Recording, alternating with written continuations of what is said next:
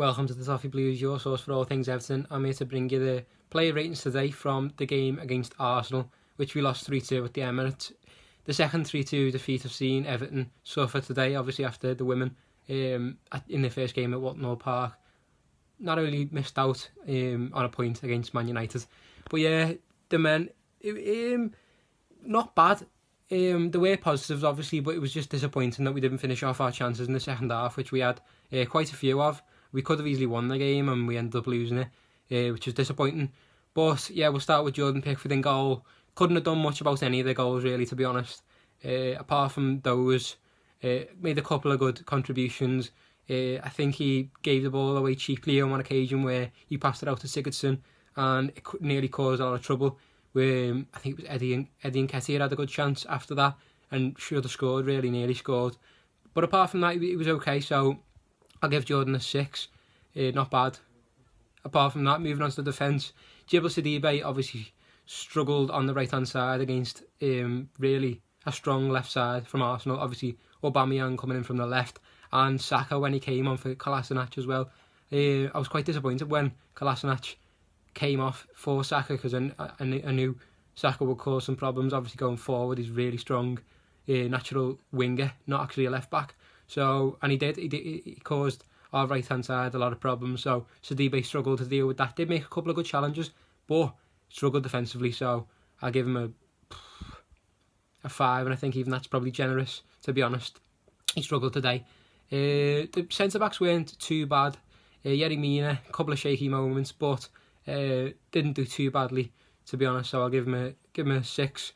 Mason Holgate was okay as well. Not his best showing. Pretty average from Mason Holgate as well. A 6 as well. Leighton Baines, it was good to see him back on the pitch. Obviously from the start again. Only his second start in the Premier League this season. So it was good to see him back. And he did okay. He had a couple of moments where he could have done better, I thought. He could have made a run when he didn't. Obviously, getting on, you would expect that.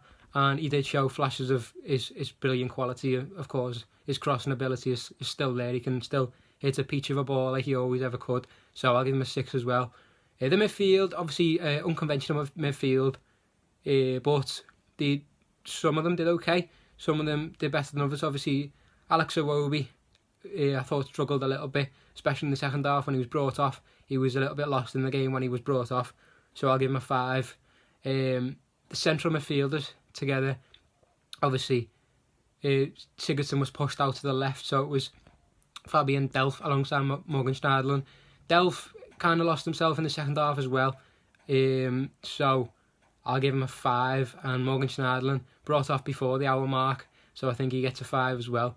Obviously, he didn't have it too bad of a first half, to be fair, but I thought the start of that second half as well, he kind of drifted out of the game a little bit before he was sacrificed for Andre Gomez. Obviously, great to see him back on the pitch, but we'll get to that. So Gylfi Sigurdsson as well didn't have a bad first half as well. Another one of those who drifted in the second half, but drifted more than others. And his second half performance for me was really disappointing, and I thought he should have been brought off.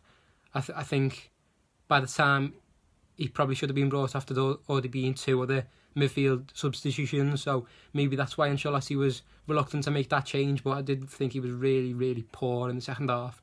So I'll give him a 5. And again, even that's probably generous. Up to the strikers though, loving seeing Richarlison and Calvert-Lewin up top together at the moment. Obviously both got on the score sheet today.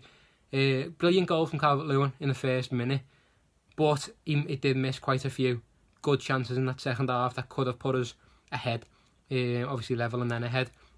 So he gets a 6 from me. He would have got more if it weren't for those chances missed, but he did put a solid shift in apart from those chances.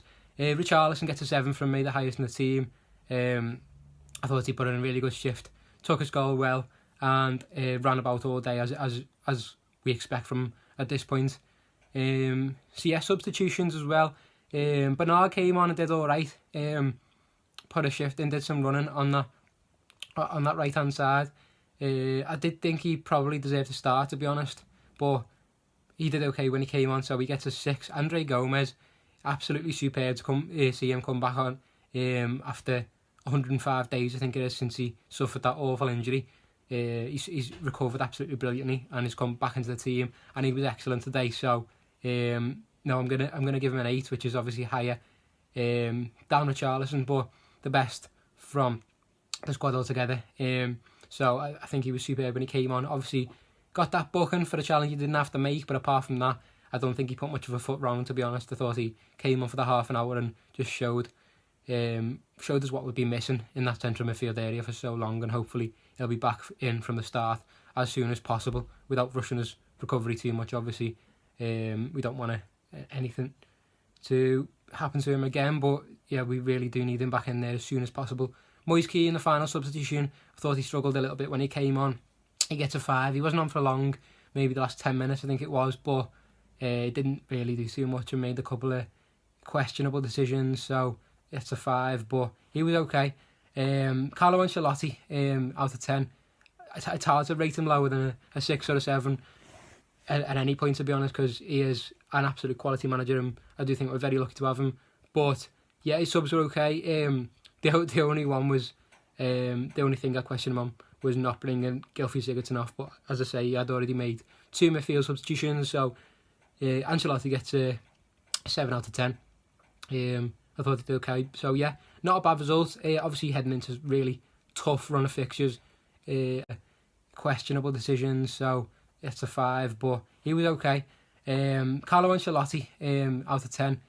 It's hard to rate him lower than a 6 or a 7 at any point, to be honest, because he is an absolute quality manager and I do think we're very lucky to have him. But yeah, his subs were okay. The only one was, the only thing I questioned him on was not bringing Gylfi Sigurdsson off, but as I say, he had already made 2 midfield substitutions, so Ancelotti gets a 7 out of 10. I thought he did okay. So yeah, not a bad result. Obviously heading into really tough run of fixtures after this one, so hopefully we'll be able to get back and take the positives from today and carry them on, because we really we could have won that game today, so hopefully we'll be able to push on and do that in some of these really challenging games coming up. So yeah, they're my player ratings. Let us know in the comments if you agree with them. If you disagree, let us know what you would change in the comments, and like the video and subscribe to the Toffee Blues. Thanks a lot for watching and join us next time.